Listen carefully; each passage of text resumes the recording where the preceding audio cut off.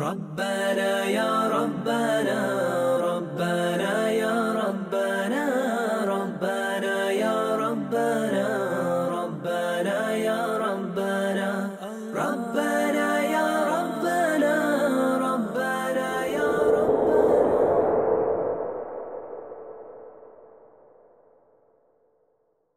Dernier volet consacré à la visite du chantier, l'épisode 4 de votre série « Parlez-moi de ma mosquée ».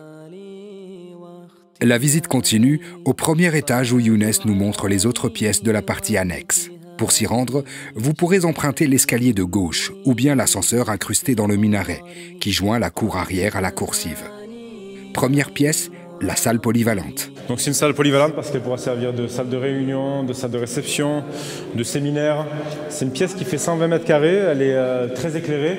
Donc la prochaine étape de cette pièce, c'est la mise en peinture et la pose de l'appareillage de l'éclairage. Au bout de ce petit couloir, le bureau de l'association. Ici nous sommes dans la salle de réunion, une pièce qui fait 35 mètres carrés et puis comme vous pouvez voir, elle est achevée à 90%.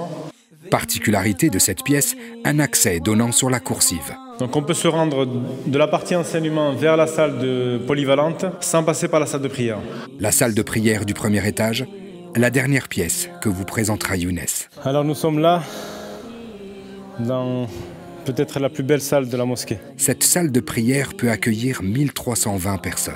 Alors je dis c'est la plus belle parce que c'est certainement la plus éclairée, de par son dôme, 13,50 m de diamètre, les parois vitrées tout autour de la mosquée, et on voit qu'elle est très lumineuse. Donc nous attendons aussi la prochaine étape, ce dôme, le dôme intermédiaire qu'il y a entre le rez-de-chaussée et le premier étage, qui lui va encore plus embellir les deux pièces et la mosquée. Avant de vous quitter, Younes tient à vous montrer une dernière chose. Ici, dans le gymnase, nous avons profité des supports pour faire des essais de structure. Donc ici, c'est du stucco d'une marque marocaine. Sur un des murs du gymnase, les ouvriers ont réalisé des tests pour définir quels revêtements muraux seraient appliqués dans certaines parties de la mosquée. Donc ici, c'est ciré, non ciré, imitation bois.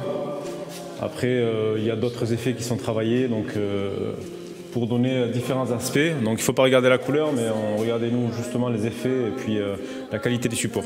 Au rez-de-chaussée, c'est le mur de la grande salle de prière qui a servi pour les tests, avec cette fois-ci un produit d'une autre marque. On fait la même chose, il y a des essais de structure et puis des effets de texture. C'est un pot de stucco qui vient d'Italie. Ça va nous permettre de faire le choix entre celui-ci et l'italien ou le marocain. Le choix est difficile, mais l'heure de la décision approche et annonce à demi-mot les travaux de finition qui ne devraient plus tarder à débuter. La mosquée du Mirail espère que cette visite guidée en vidéo vous aura plu. Et maintenant, il est temps de laisser Younes et Mustapha ainsi que le reste de l'équipe reprendre le travail, car ils ont encore du pain sur la planche. Dans le prochain épisode, rendez-vous avec Mohamed, un fidèle régulier de la mosquée du Mirail, pour redécouvrir l'esprit qui anime les responsables et les bénévoles du projet depuis tant d'années. فرح من ربي وقوفي